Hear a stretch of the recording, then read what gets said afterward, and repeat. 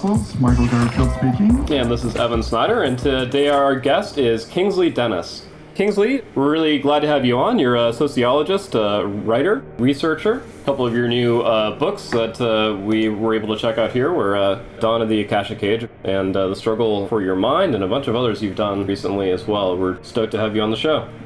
Well, Evan, Michael, it's a pleasure. Thanks for getting me on here. Indeed, yeah. For those of us in the audience, ourselves, our future selves included, I met Kingsley through the realitysandwich.com community. Both of us have written, he's published some essays and some excerpts from his books on that site, and I really was moved by the stuff, Kingsley, that you had to say about our generation and our generation's place in time, as well as the emergence of a new monasticism, a new relationship to time and to the sacred. And not to push the conversation in that direction, but I do hope that we can touch on those topics, because I feel that both of those are really core, really relevant to the kind of intergenerational deep time inquiry that we have concentrated on with this podcast. There's so many topics that we could pick up on, because these times are incredibly rich. And when I say rich, I mean in all forms. I mean both in the disturbances and in the creativity, which I think they play off each other. And so, you brought up the mention of time and generations. They're all coming into play now. The playing field is completely wide open, because it's a time of incredible transition. And so there's so many recalibrations going on. So you could pick up of any of those themes and find something meaningful in this moment. When I talk about this time, I actually refer to this, let's say, this transitional epoch as being as important as going from a flat earth to a round earth moment. Because it's not only the changing systems that's going on, it's really a shift in our perception, our consciousness, and how we understand our place in the world and in the larger sphere. And you see, you can't change anything permanently until you have a shift in consciousness, especially on a mass scale, the individuals. And so when it actually has a tipping point, then you have the shift where it becomes a consensus, i.e. a round world, not a flat one. So I think what we're dealing with now is an incredible moment of intense, creative, innovative individuals, which are being part of that shift, because this shift is not going to come from the core or the center. It's going to come from the periphery, a tipping point. So really, all these things you mentioned are going to be part of that tipping point, Michael. So, where do we start? Well, on the edges, it sounds like. One of the things that I resonate with in that statement is coming from the biological discipline, that you see that there's the membrane around the cell, and that membrane is what's interacting with the environment, with the supposed other, and the cellular membrane and nucleus as a metaphor for sort of substrate independent organization of a complex system seems to carry across into our institutions and our social structures, such that if you look at, for example, Thomas Kuhn's work on the structure of scientific revolutions, and he makes the point that almost all massive paradigmatic change in the sciences comes from people that are actually not specialists within the discipline that they upset. And that there's in Orson Scott Card's book, Speaker for the Dead, he compares like conservative religious institutions and the sort of ecstatic, mystical fringe as the skeleton and the soft tissues of an organism. That the conservative group, what in a corporate structure would be the executive class or the board of directors, have a vested interest in keeping things the way that they are, retaining the power structures that exist. And then you have all of this other more fluid and dynamic set of tissues around it that are constantly tugging at that structure and shifting it. It seems that for me that's like a helpful template for discussing the way that you talk about these hyper individuals and these sort of revolutionary figures moving in from the margins of history and into the center of it, that there's sort of like a vortical flow going on there. Yeah, sure, and it's not only an analogy, Michael. It's actually the biological truth. It's the way things work, and we can go back to the beginnings of biological colonization or biological networking, that bacteria colonize each other and eat each other, and basically started to die off. And it got to a tipping point where, in some way, I don't know how you can call the bacteria cellular consciousness, decided that the only way to survive was to cooperate, and so it became a nucleotic cell. And I think that's well discussed in the work of Elizabeth Sahtouris. And I cut my teeth, let's say, in sociology, specifically on complex systems, looking at tipping points and chaotic complex systems. And also I looked at the complex arrangements in bacteria. And, way back, there have been many people, sociologists as well, looking at the analogy of the cell as the planet as well. I think Lewis Thomas published about that in the 80s. And Lyle Watson as well was talking about that. And so there's a precedent there. And I think there's both. There's an analogy and there's a truth, because we're all interrelated. And so what we can see on a biological level actually is operating on a larger sphere. And we can even take that to consciousness, because with now looking at the cellular consciousness and the potential consciousness in DNA, and the DNA consciousness was first published in academic journals in 2006, although it was discussed before that. So it actually is getting into a scientific, let's say, paradigm now. So you've got the idea that DNA consciousness, the field it creates, the biophoton field, actually passes information simultaneously much faster than RNA protein information. So what's at the core of this really is the sharing of information, whether it's biological information, social information, or just part of the shared consciousness.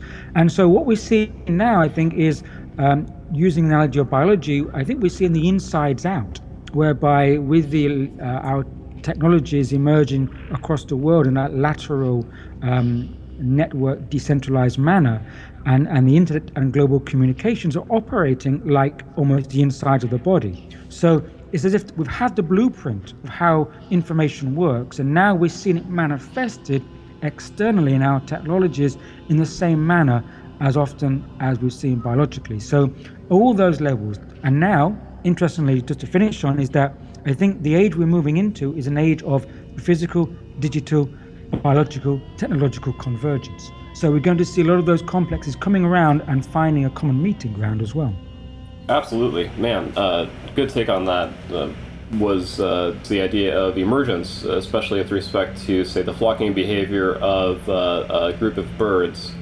And the idea that the leading edges, sort of the outliers of the flock, the skin of the organism is receiving and giving information back to the external environment, is often what trickles down to the interior of the group, the skeleton or the core that is most likely the more protected or the kind of center of the flock. So in watching a flock of birds move from one point to the other, it seems like a single organism because of the really almost a simple set of instructions that are recursive, that happen over and over and over again in the neural structures of the bird flock in the course of even a fraction of a second. Therefore all adjusting together to simple parameters and then looking as if they're one thing. So I feel humans are actually more similar to that in ways that we might not otherwise be willing to acknowledge, but also dissimilar in some. So the idea, though, the outliers, or the skin of the organism versus the core, the skeleton, I think still holds in a large number of data analogies and structures, including like just graphing a vortice, for example, just requires a X, Y, and Z and a sine wave, basically. So you're able to create a otherwise complex-looking 3D structure out of a simple set of instructions if you're looking at it through coding and code language. And DNA actually shares a good amount in common with our digital and even analog structures that we have. So I'm intrigued to go back to that as well. Mm-hmm. Yeah, sure, and there's a lot there. I think information coding. I think we can really trace that into so many different avenues. Again, going into the construct of our reality matrix as well, and DNA, the basis of life, is a code. The codes are everywhere, and so it's about how the patterns work as well. Now, as Michael rightly said, is that when the core wants to maintain the status quo, it solidifies and protects what it has. And what it tends to do is then it tends to try to dictate or control the flow of information. The core wants to, keep a hold of that. And so, therefore, it disrupts this kind of collective patterning. When you have a flock of birds, it's because they are engaged in this emergent information. They have access to it. And so they, both with information and instinctively, they can understand this. So when you have centralized social systems, for example, when they have, almost from the dawn of human civilization, the core of the social system has tried to keep a control over the information flow. In the early days, they had it called the priesthood, where most of that information was a religious, spiritual base. And then it became political. And so whether we have propaganda now and all the more modern systems of controlling information, that has disrupted, I think, the emergent properties of a more collective understanding or of collective sharing. Now, what's interesting is that because of the shift to more decentralized and distributed energies and systems, infrastructures, it's all happening. It's not only the infrastructures, it's the energies which are supporting that now. We're shifting from a top-down to a vertical to a more horizontal playing field, and that's going to allow a more peer-to-peer sharing of information, which I think is going to trigger and has been triggering a lot of the disturbances and the transitions that we're seeing in the social sphere. So it's all tied in. You can't really take one piece out and put it in a vacuum. Yeah, and in that sense, I think it's key that if we're going to really grow into this holistic and organismal understanding of human society, as well as human society as a unit or an organ within this planet as a whole, that a lot of people, you see this attempt to move into more fluid, dynamic, collectivist structures, like the Occupy movement is a fabulous example, but Occupy poses itself as the 99% against the 1%.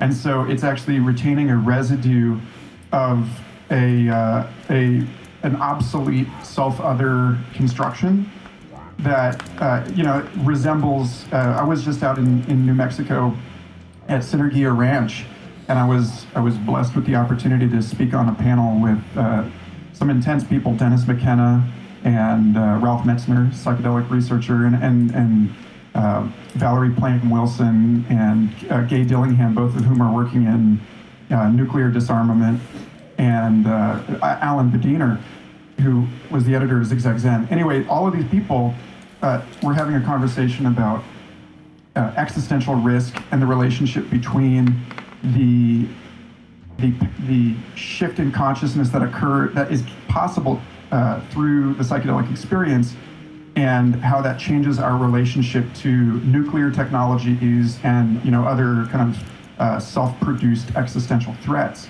And one of the things that came out in that conversation was that we treat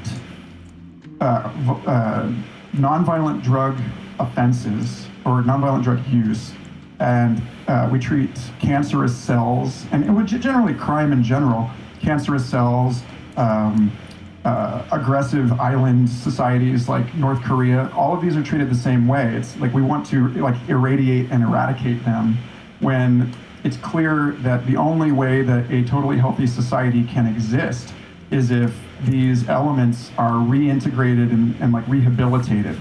And that there's, that when we finally do cure cancer, it's going to be through technologies that rehabilitate cancer cells, that restore their epigenetic expression to that of a healthy cell, rather than attempting to remove them from the body, which invariably does all sorts of damage to the entire body.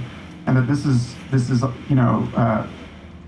this should inform our models for social change and reform. We cannot assume that we can just eradicate the world's wealthiest 1%, when in fact that is, this 40% of the economic resource that we have is actually necessary for the kind of massive, all-inclusive, everyone on deck social change that needs to happen. These people need to be recruited, not demonized, And so, I don't know.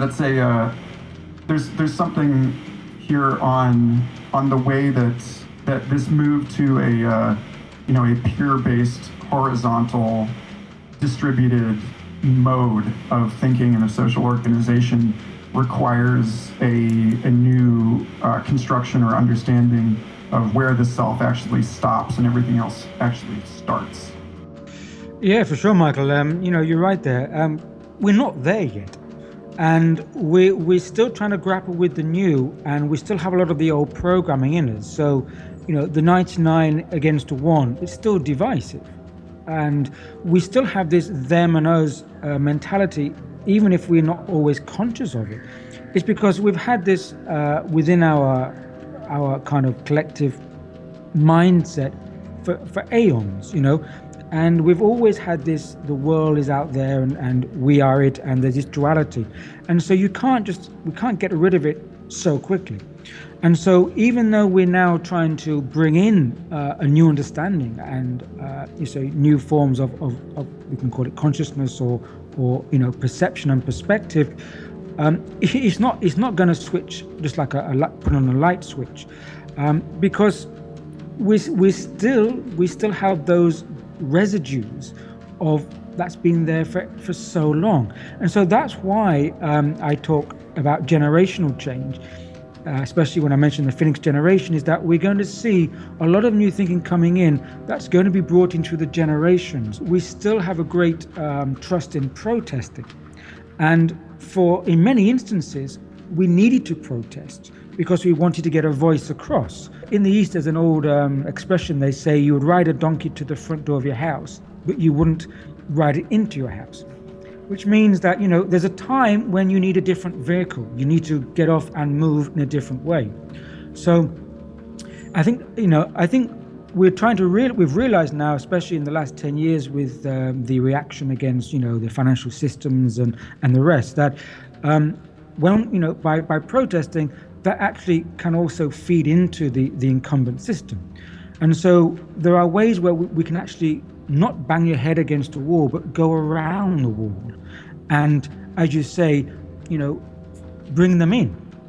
And so, it's another way of recalibrating and reabsorbing rather than kind of struggling with it. So I think we're in early waves, and especially the younger generation coming up, I feel and I sense and I see them, they're trying new ways as well. And they instinctively know, no, don't fight it. Let's find another way around. And so, we're trying to learn these ways, but we still have old residue in our mindset. Well, there are sometimes these jumping points or threshold moments that we can experience as a culture, and I think even as individuals, that remind me of a research paper that has been circulating recently from, I believe, a group at the Imperial College in London on the effects of LSD on the human brain and the connectivity that emerges under the influence of LSD being, in a way, somewhat analogous to the shift, for example, from a vertical to a horizontal social dynamic, creating new connectivity where before it was not as prevalent or prevalent at all, and therefore developing rapidly shifting novel means of adjusting to scenarios or inputs and outputs. So I would love to get your input on that article and that research as well. And Michael, you too, man. No, thanks, Ivan. Yeah, I picked up that article. I think it came out just today or yesterday from London. And it takes them actually over half a century to get round back to the research that was started initially. Now, what these psychedelic states show us, for me, is reality of these states and to gain these perceptions. And so if the reality exists, the next question is, how can we make those states more permanent? Because with the psychedelic states, and obviously LSD was very well popularized as the kind of let's say the Leary-esque type of jumping into it and having the experience, and then boom, it's very short-lived. And I think that was the drawback from a lot of the reputation of these substances like LSD, is that they were just a short burst away from our current state of consciousness. But for me that was a forerunner, because nothing happens straight away. We have like the initial signs. So for me, that's a forerunner that these states exist. And so the question to me is, how can we make those more permanent?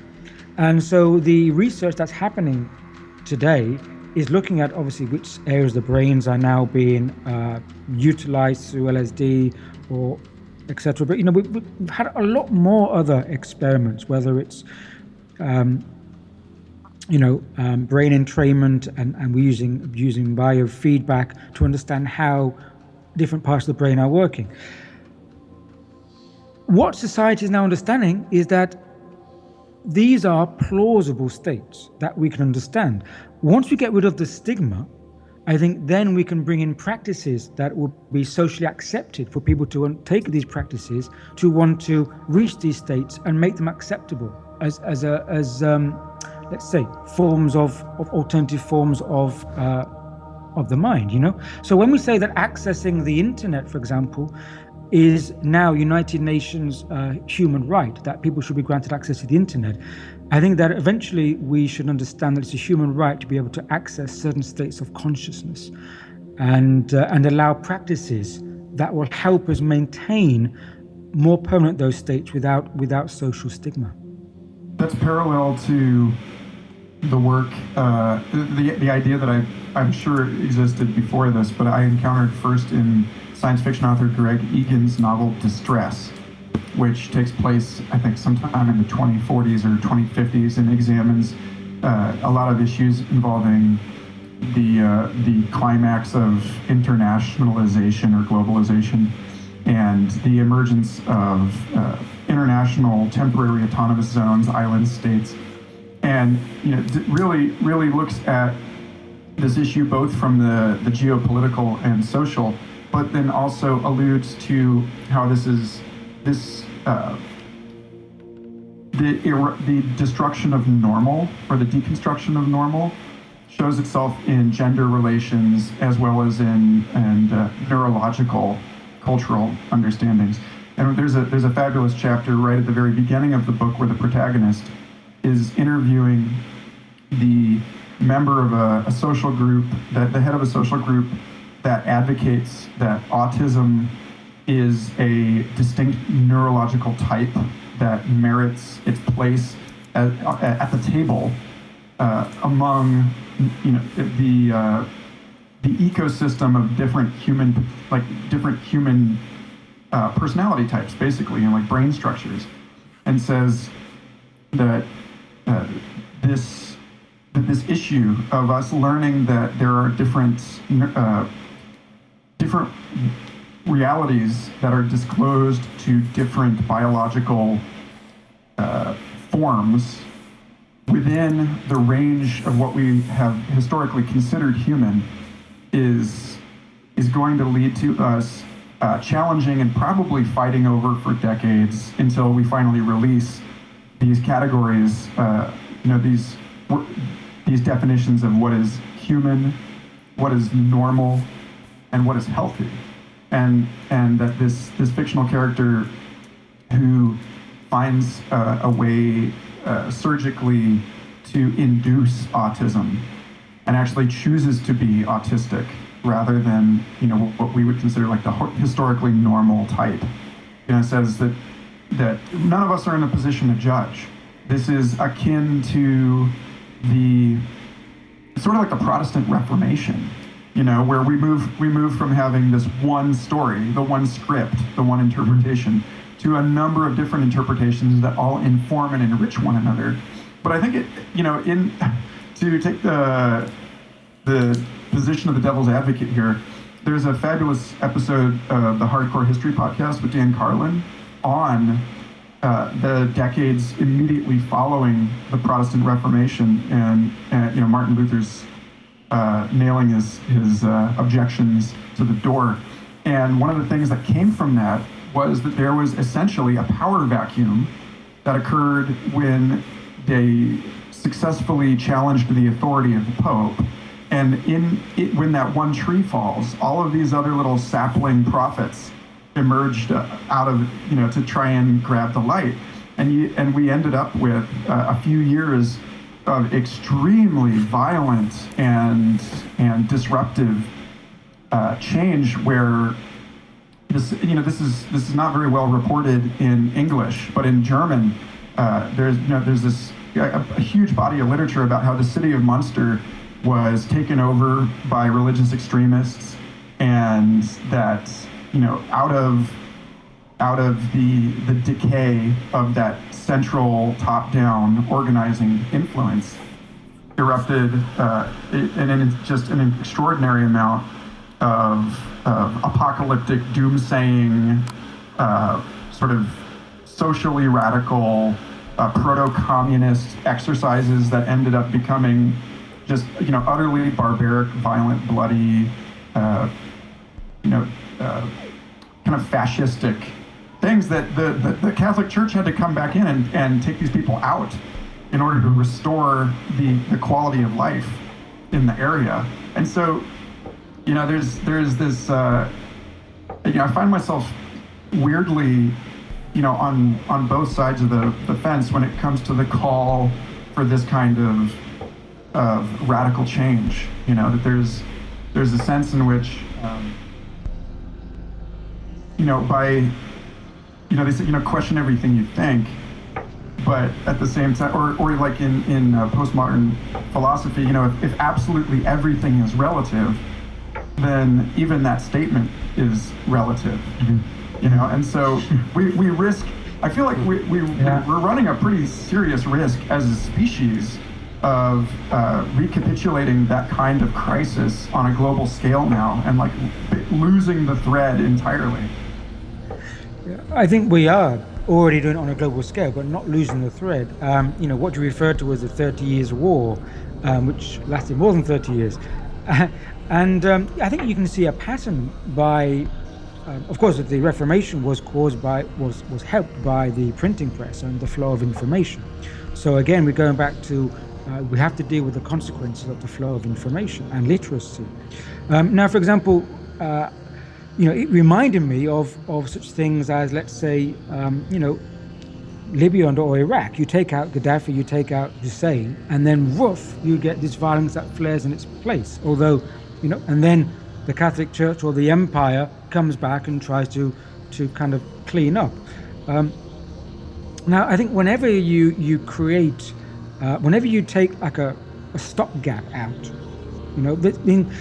society has pressure. Whenever you take a revolution or a transition, releases pressure. And you're always going to get this kind of disturbances. I've never said that the transition or the transformation or the transmutation, however we want to see it, is going to be smooth. It never is.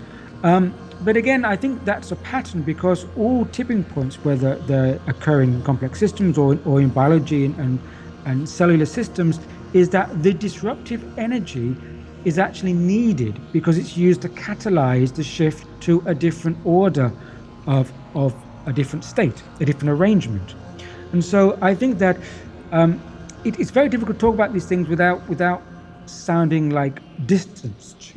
I think we all empathize with suffering and these disruptions going on, but on a grander historical scale, without those disruptions in history, without that energy, that disruptive energy and that revolutionary energy, there never would have been change that has helped society to make those necessary rearrangements and recalibrations. So I think it kind of, goes with the pattern, unfortunately.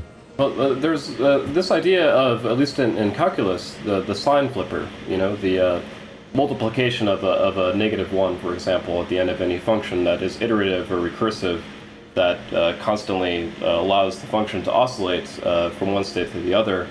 And it's interesting that we see similarly bifurcated states in human consciousness and trajectories in history and in science. I am certain it's far more complex than looking at a sign flipper in calculus on a two-dimensional XY plane. However, I do tend to look at also the derivatives. So it may seem, for instance, that if you're sloping downwards on a curve, that it's a negative value and therefore a negative thing. But if you look at the slope value itself, it may in fact be curving back upwards and moving to where it needs to go. So it's all relative, and it depends on what set of information you look at, what derivatives or integrals of information and quantification you look at. Mm-hmm. Yeah, we live in a cosmic reality that has evolution through these chaotic moments. We have supernovas that we wouldn't be here without supernovas having had the explosions within the universe, because obviously we are those reusable particles that has created us. And so that's the bigger picture. I think I think the point which we're kind of touching on and agreeing on is that we are in this transformative moment, and along with that will come patterns of disruption and chaos, but that may be part of the seed energy that feeds into it. And so, and again, there will be people or institutions that will be contra or against this exploration of the last domain, which is the inner consciousness as well. So, and I think that's interestingly that's happening recently, more so with the development of technologies, is that the battlefield has gone more and more internally into our minds, because whereas before society could be more controlled externally, physically, through visible deterrents, such as the hanging people in the town square, or the guillotine, or these visible punishments.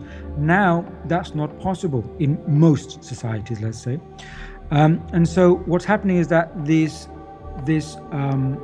structures of control have gone more internally, more manipulated inside the mind. And so what we're dealing with now is really not only the last battlefield, but the last frontier will be the consciousness. And consciousness is not only an inside phenomenon, but also an externally, but we deal with it inside of our minds. So that is where we're going to see a lot of, I think, convergences and struggles and innovations as well. Yeah, man. I was actually watching, prior to our conversation, a interview that you did on Outside the Box with Jason Liosatos, and speaking about happiness, joy, the speed of life, etc. And I was especially captivated by that moment in the conversation with yourself and Jason, especially because of the pragmatism of it. So taking all these ideas that we've been talking about, which are somewhat lofty, but also I think directly related to a long-term view of humanity, and connecting it back to where we are now. That's where a lot of my interest is personally, and I'm sure a lot of people listening as well.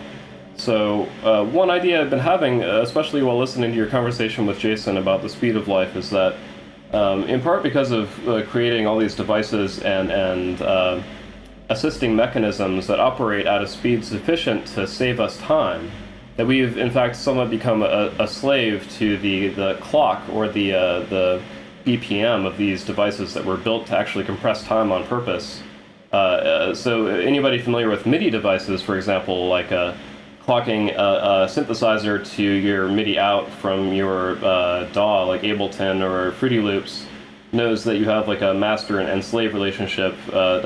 Nomenclature aside, that is the genuine MIDI terminology used, so I claim no stake in that. However, basically the master sends the signal rate to the slave, which adopts that signal rate for its own operations. And we've in a way become captivated by the silicon chip, which is at odds with our own biology. We are, in fact, I think, not able to sufficiently clock within those parameters. This is the Douglas Rushkoff present shock thesis, which I was reading when I visited you in New York in 2013, Evan, and had a fresh pair of Google glasses and was really tripping on the just because of the time compression of New York City, you have that sense of the sober psychedelia that like the overwhelm of sensory input kind of triggers probably some sort of endogenous tryptamine release. And I was walking through this psychogeography, like where I'm living. It's like a living matrix where every geographical location is keyed to this vast realm of meaning, and the whole world exposes itself as a waking dream. And in that dream, I felt like it was completely coherent and consistent that I'm reading this book that Rushkoff writes about how the human world is shifting to reorganize itself in a way to adapt to these digital, the digital chronos. His example was high frequency trading algorithms, and how Manhattan real estate, and now many other cities, you're seeing the same kind of thing where the value of real estate is determined by its distance in fiber optic cable from the economic hub of the area. That everything in Manhattan is valued by its distance from 42 Hudson Street and the New York Stock Exchange. And so when that happens, the buildings nearest to it, they have to be gutted and renovated so that the floors of the building can sustain the weight of these massive arrays of servers that are being used to run these futures trading robots. And so it basically becomes an environment that's inhospitable, that's actually like actively hostile to human existence. And so you get this question, which is the nightmarish conclusion of this like train of thought is in economist Robin Hanson's discussion on what happens when we finally learn to emulate a human being in a computer, and how that'll change the physical organization of our cities, such that our cities are basically microscopic compared to what they are today, but that they host trillions upon trillions of people, and that the economic thing is all based on the wealth of those software individuals and their ability to run at higher or lower speeds. I mean, to me, this sounds like a bad DMT trip. So, so the question is, how do we square the circle? Like my question for you, Kingsley, would be, how do you imagine our generation and the next generations reconciling and integrating these two different modes of time and these two different sort of elemental bases for existence? Because it's got to happen. Yeah. It's well, I mean, we're talking about we are shifting our geographies as well, and I think there's two elements of time I think I picked up on there, and one of course is the time compression in terms of utility. You say the distance to the server, and this utility factor is also a very physical factor, and it's a consequence of our societies. So I think there's going to be different rearrangement of geographies, and in terms of that, and I think there's incredible developments in terms of the smart cities. That's one area, but the other that interests me that I've been looking at again is the time compression psychologically, because our grandparents, if they wanted, let's say, if grandparents wanted to go to America from the European continent, it would have taken them 8 weeks by ship. That was the first part. Then if our parents wanted to go, they'd have gone by plane, which would take probably 8 hours. And now here we are, our generation, having a discussion simultaneously, So there's a time compression which we can deal with in a more fluid way than our elders. They have more problems adapting to it. And so I think we're kind of like the guinea pigs, because there's been incredible time compression in, let's say, in 3 generations, okay? It's from the grandparents or parents to us. So from 8 weeks to simultaneous time. And so we've been having to deal with that through generations. Now, the people being born into the world now, the new generations, they are the first generation to be born into a fully digitized world. Okay, we didn't have that. The internet was part of our generation. I can still remember waiting an hour on the street corner for a friend to turn up. There weren't mobile phones to say, to text, where the hell are I? And so we've been having to deal with that, and each generation finds a different way of accommodating that psychological shift. Where I feel that won't be the case in the generations coming in now. It's almost as if through epigenetics, the DNA of the human body is being affected by that. And I do sense that new organs of perception come into being, into function according to need. And so because of the time-space compression over the last century especially, that's affected the DNA, that's affected our receptive systems. And I feel that the generation coming in are going to be born instinctively more adjusted or more naturalized to a time-space compression social environment. And I think we can see that already. Young babies picking up gadgets and being, connecting and having a different sense of time and space and interaction as well, very much tactile, interacting with devices to get us into contact. And so I sense that it's already impacted our DNA, because we know that DNA does give off these biophotons. The environment, the electromagnetic environment affects that, and I feel that the human body can recalibrate that. And we may see a great shift coming in to the next generation, which is more adjusted to the time-space compression biologically, psychologically, and that will manifest in the way that they will interact with this world and the shifting geographies of urban living. Yeah, I would agree, Kingsley.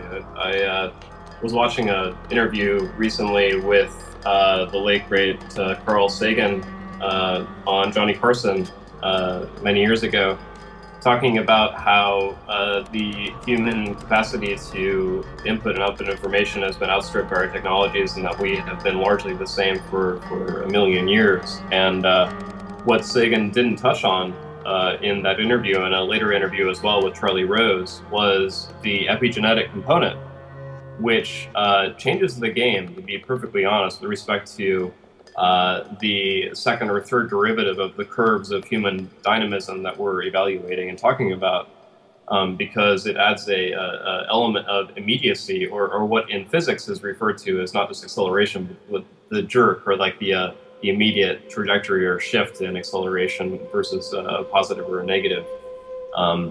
And that we have the capacity via our epigenomes, which adapt generationally, and is a subject unto itself that would be fascinating to talk about at greater length. But there are a few podcasts out there, including an episode by Radiolab that I highly recommend on epigenetics, that highlights our ability to change pretty quickly to significant environmental shifts, and gives me hope personally for our survival of the century. And Michael, really quick, just to backtrack for a moment, you mentioned how to square the circle. The answer to that is pi r squared, in parentheses, squared. So I'm not sure if that actually amounts to what you were talking about, but mathematically that's correct. So I'll let you guys take it from radius times 2 cubed divided by 2. Or according to Hermetic law, the center is nowhere and the circumference everywhere. Yeah, so that seems like a perfect entry point to discuss the new monasticism, which I know that the Reality Sandwich editor Jeremy Johnson really he and I both got really high on your essay about that you posted on the site, and I'd love to know, to hear you unpack this idea for listeners and to discuss how you see this. You talk about new organs of perception within the individual, and it seems like there's an epigenetic response on the social level to new social types in this world, adapting to the new communication infrastructure. And so we have, a lot of my friends and I identify with this idea that we're working with sort of a new category of a person that both taps into and draws from an ancestral understanding of the deep monastic relationship to time and specific quirks of social organization, but has a lot of novelty and new characteristics. And I'd be really interested to rap with you about that. Yeah, thanks, Michael. We had a good jam on that subject, and his podcast is still out there if anyone wants to review it. And I should say straight off that I used the term new monastics because it just came to me, and afterwards I realized that this term did exist and there was more literature on it and more people speaking about it. So I wasn't consciously aware of that or any way referring to it or ripping it off. It was just, I came across it in my own way. So kudos to anyone else who spoke about it before me, and I respect that. My term of the new monastics is really it's a positive side because it signifies that the empowerment of the individual, and I refer to the monastics because during the epoch of the era of the monasteries, that was a time when really it was a storage of information. During the Dark Ages, especially after the fall of the Roman empires, these monasteries were the havens of storing information, with the monks, creating copies of important literature. They were scribing it, and that was saved until a later time in Europe when it was more socially amenable to release that information. So they were kind of like storage hubs in the monastic cloud. And the monks were working away without any sense of recognition apart from, divine service, but no social recognition. And so I use that term because now I see that there are so many people in the world doing their thing, a lot of them under the radar, in the sense that they're monastics because they're workers. They're workers for a vision. They're workers that there's something they believe in. But they're not doing it for social recognition, for immediate reward. They're doing it because it's part of their internal service and sense of self and sense of drive. And so that's why I call them monastics. But in a sense, the information leap has shifted. So we're not in isolated monasteries anymore. We're in, let's say, a kind of like global monastery. We're in a time when information can be shared. And so now we're all kind of monks in that we're working away. A lot of us are working away under the radar, but this information gets out, or it gets out indirectly, or it gets out behind us without knowing. I don't know what I say, where it goes, or I receive information, a lot of it I don't know where it comes from. So I sense we're all in this kind of hood, humanhood, sisterhood, brotherhood. And also I refer to like an image of, I've used the analogy of the blotting paper. A blotting paper where you put dots of ink. If a blotting paper is white, you put a dot of colored ink, you get one dot. You put another dot somewhere else on the paper, another dot, fine. You put 3 or 4 dots, they're fine. In the past, that's how the monasteries were. They were individual dots on the paper, but the paper remained. But today, the way we're connected, the way we're working as these, in this monastic endeavor, is that eventually, all doing our thing, the dots of ink will start to spread on the blotting paper. And eventually, without even realizing, the blotting paper would have shifted to a different color because they've all joined up. And so that, for me, is a sense of empowerment, because what I want to say to people and to myself as well is that whatever we're doing, it matters. Doesn't matter how small it is or how small you think it is or inconsequential, because it all resonates and reverberates back out into this web. And so I think it's a great empowerment because it is going to connect in some ways, and it's happening. And that's why we're seeing innovation flips, we're seeing some great innovations in one part of the world, another part of the world, and the status quo is saying, where did that come from? We're seeing things happening overnight which are disruptive. They are innovation disruptive. We can have conscious disruptive. We can have all types of disruptors in a positive sense, because they're flipping the system and no one sees it coming. And that's the monastics. They work because in somewhere down the line, what they did here will flip the system down there. and that's why I support and and respect all these monastic workers.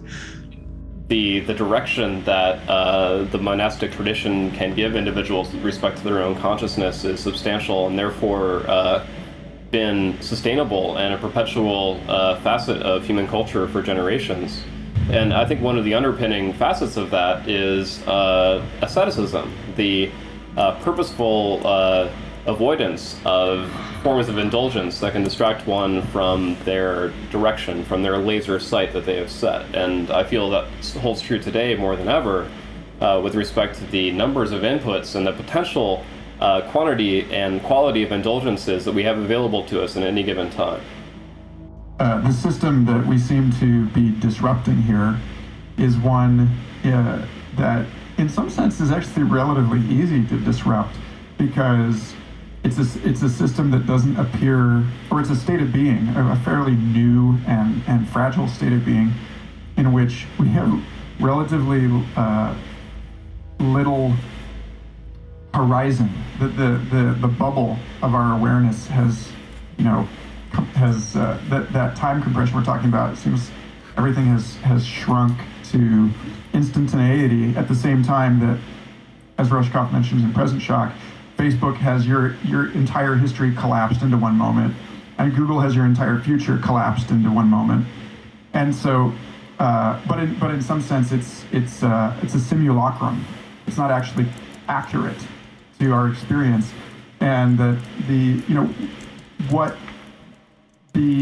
people who are keeping their head down and working for the future at this time are offering is a larger time horizon, and that I don't know if this is sort of off the rails or if this is just a pleasant irony or paradox in the way that things are now, but that it's actually the sort of like manic ideology of disruption that is itself being disrupted by this what I would think of as a more mature, stable, and yet essentially more dynamic, because if you have no memory, then you continue to repeat the same sort of habitual behaviors constantly without the opportunity to reflect upon them. There's less of an entrance for genuine insight and emergence and novelty to express itself. And so there's, this is wrapping it around sort of self-servingly to the whole reason that we're doing this podcast, is that there's something really beautiful, even if it's not recognized in 100 or 1,000 years, about acting, looking at the far horizon, that kind of taking that state of, in Walt Whitman's Passage to India, he basically considers the linking of distant nations and in this sense, like the linking of distant moments as like a divine labor, so. Yeah, you're right. There's so much affecting and recalibrating our sense of vision. When you start talking about augmented reality as well, when you have augmented reality, then the horizon or what is outside of reach can be inside of vision. Then we're not going to really have the same geographical sense of the borders, of our isolation, of where we are. So when the augmented sense comes in, it's going to jump even further than we've got so far. We're in the digital phase now. We're in the early stages of this technological shift. For example, people are now talking about the World Economic Forum are talking about this as the fourth industrial revolution. Okay, it's not. I don't like the word industrial. I think it's going to go beyond that, because we've had the digital, but we've only had that in the last few years, and so the iterations from that, which are going to be speeded up, and that's the point of time, is that the iterations are happening much quicker now. Then every state we're in is more fragile because it's open to more iteration, and therefore we don't need a huge impact to make the change. because now everything is that point where we're in a convergence. That before, if there's only one thing, one innovation coming or two innovations, there's still part of the staticness, and you have to really push it, like trying to push a car when it's still. You need that initial momentum. Now the car's rolling. To keep it pushing, just have to just tap it. And so, to use an analogy, we have that kind of like a pile of sand, and it's been built from everything that's gone before. And now all you need is 1 or 2 grains of sand on the top that can really just collapse it or disrupt it. Everything's so fragile. And so we're going to see that what happened 30 years up until now is going to be overtaken or innovated in just a year or less. And that's something which we have no experience of. And that's what's really kind of impacting us in terms of time, is that these iterations, boom, boom, boom, so quickly. And so I feel that, we're the guinea pigs to that, because we came from the old world, one leg over there, bridging the new world, one leg over here. We are kind of like the bridging generation. But what's going to come in, the generations coming in are going to instinctively understand this and move with it, I think, so quickly. And when you get participants moving with this new sense of time in the world, then I think we're going to see rapid change in the future, with disruption as well, but it's going to come so fast. Everyone's going to be a hula hooper in the future. Well, you never know. It depends on what you can see. There's a technology called over-the-horizon radar, which is an example of repeat iterations or developments in R&D into radar technologies that then later led to the ability to see over line of sight or over the horizon using RF bouncing off of the ionosphere as a means of looking over the edge, so to speak. So you never know when one of those iterations is going to allow you to see over the given previous horizon and allow you to then define a new one. So there's also the various permutations on the Victor Hugo quote, "There's no stopping an idea whose time has come." Yeah. And just to come on to that as well, is that I think now we're having to deal with a phenomenon which is still in its early days, but is known as like open source. I think David Steele did a great open source manifesto on the Evolver edition books. In the sense that, like you say, certain things are going to be like Trojan horses. So, for example, we mentioned briefly HAARP about, bending over the ionosphere. And I think the internet was similar to that. The intention for creating it was something very different, maybe something more nefarious or something more centralized. But somehow it got out into the public domain, the open source domain, and look where it went. So I think there's going to be also a shift where so many more innovations, if they didn't start in the public domain, they're going to get there somehow, or they're going to trickle out there. They're going to WikiLeaks out into the open source domain, and people are going to run with it. Just like they're being inside the Trojan horse, it was used in a totally different way. And so I feel that it's going to be much harder to privatize and centralize a lot of these innovations, because some form is going to get out into the open source domain, and that is going to be a much more important and much more, creative and rich domain on this planet. That's going to be utilized a lot more by us, the new monastics, the people.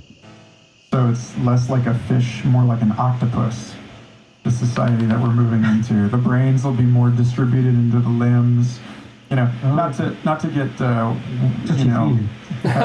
sort of too dark about this, but it is the National Security Agency logo is a black octopus with its tentacles wrapped around the entire planet.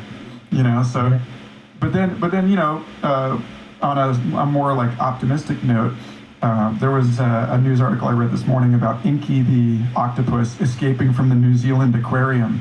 And they said that it went through this, remarkable series of impossible tubes and openings and found a way down the drain into the sea, because the only hard part of that animal is its beak, which is about the size of a coin.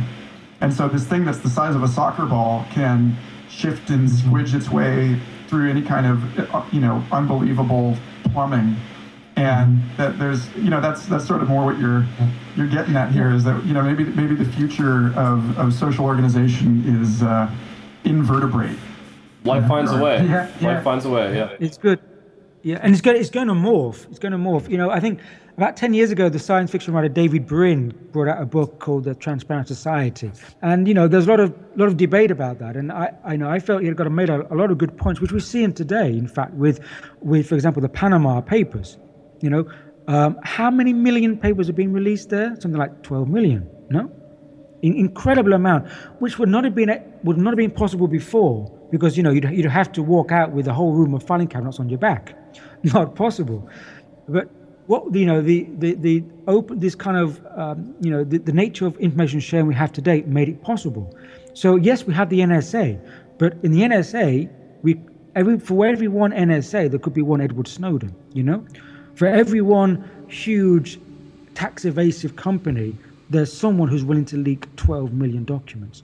Because now we have the infrastructures to receive that information, bring it into the public sphere, and make it transparent.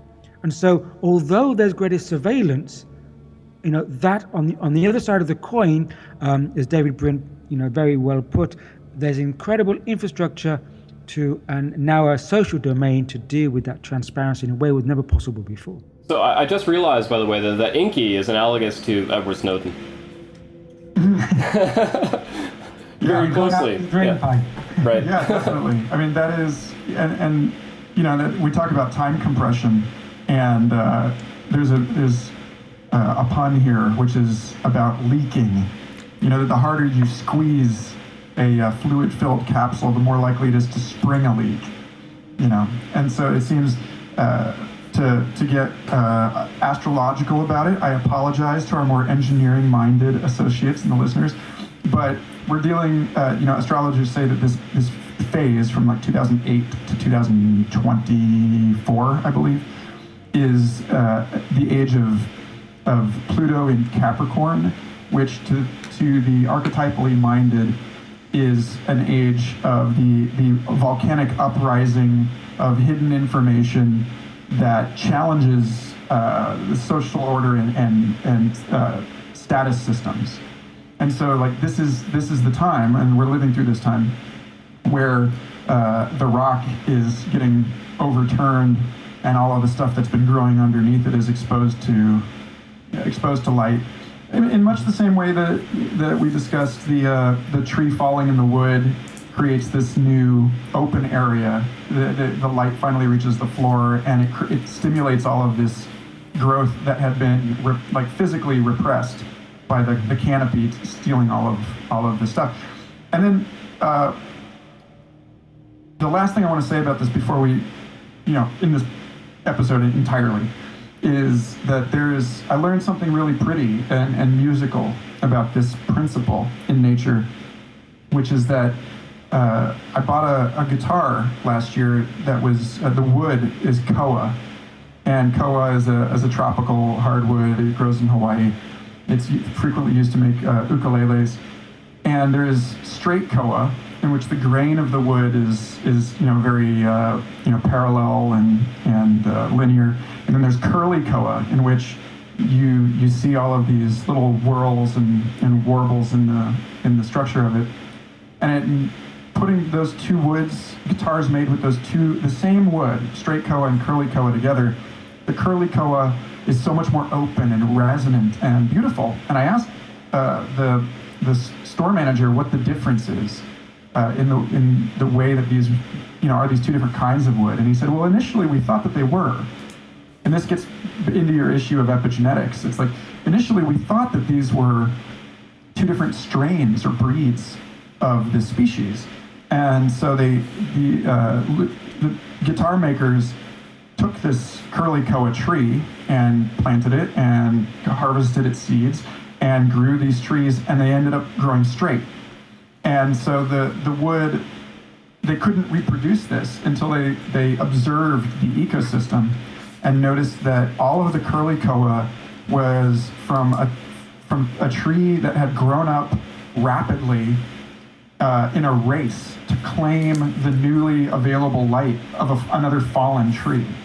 And that there's something about even in the vegetable world, there's something about the challenge and the opportunity of this kind of rapid change that emerges from these moments of chaos and instability that leads to a more sonorous, beautiful, musical hardwood. And that, maybe that there's, in the sense of like the, duende, that there's a soul that we're cultivating here collectively that can only be arrived at, can only be expressed by rising to the occasion of the challenge of this age. No, great analogy. And curly koa, I think, is a wonderful analogy for that. It's, almost a kind of alchemical tale, you don't get the philosopher's stone easily. If it did, we'd all have it. It's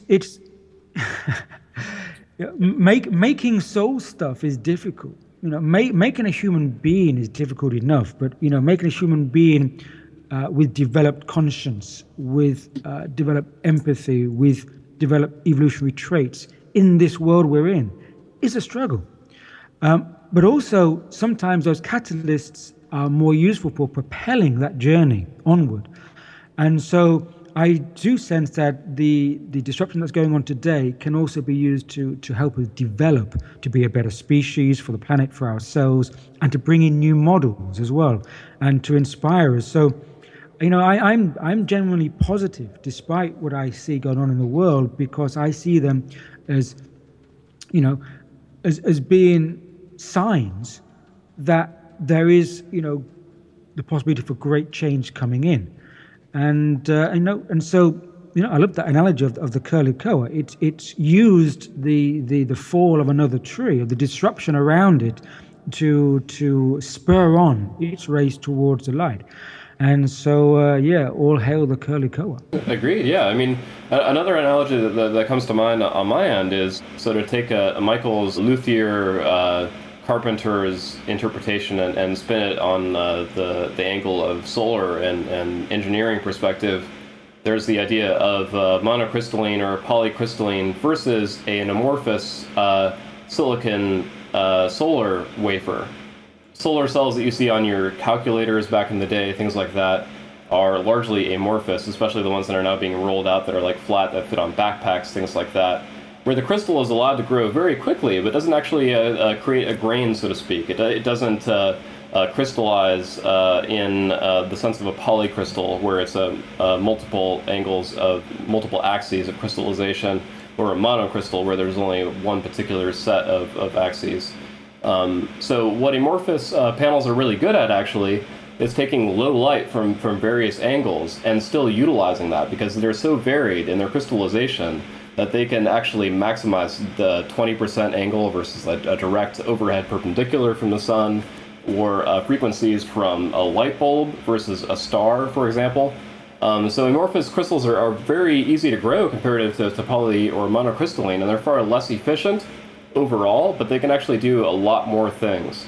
And there are benefits to being amorphous, to being a splintered rebellion on the horizontal, So I'm not again weighing in one way or the other on that one, but Kingsley, thank you for your time, and thank you for being with us here on Future Fossils. It's been a pleasure, very interesting to talk with you. And Michael, thanks for joining us as well, as always, my friend. It's a pleasure to co-host the show with you, and we'll see what comes up next, but it's going to be hard to top every conversation we have. Well, thank you, Evan. Michael, it's been a pleasure and a half.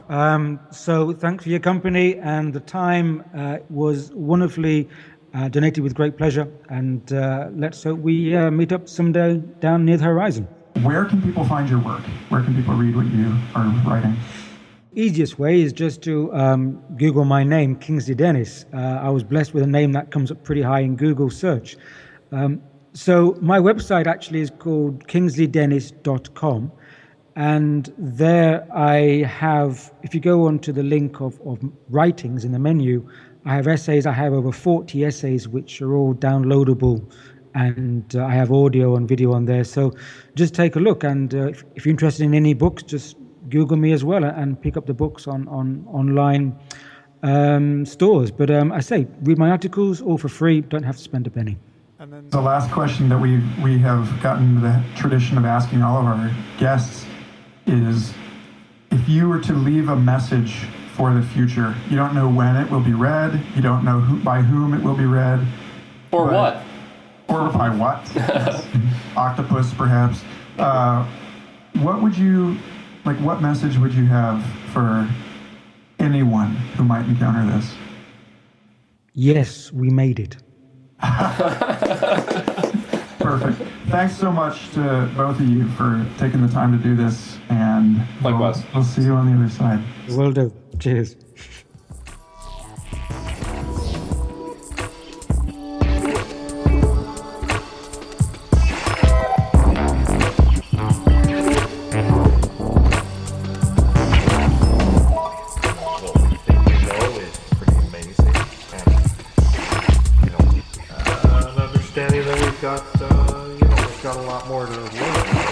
Not done here, and we may not ever figure it out. We probably won't figure it out. I mean, probably one person in their lifetime never really does, and maybe even as a species we won't have it figured out when the time comes, whatever that may be. But I think that's what it is. Ultimately, it's a catalyst for humility.